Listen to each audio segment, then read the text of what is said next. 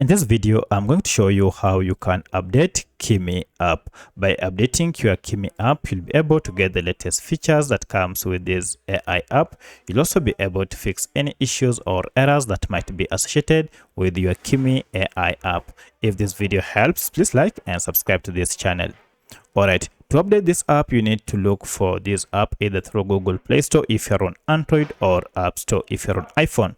For my case, I'm on Android and therefore I'll go to this Google Play Store app, and from here just search for the app by name. So I'll just search for Kimi AI, and here it is. So if I tap on it, you can see we have an update, which means I've been using an outdated version of this app. I might be missing out on some of the latest features. To get the latest version, now tap on update, and this will download the latest version of Kimi AI app and install it on your smartphone.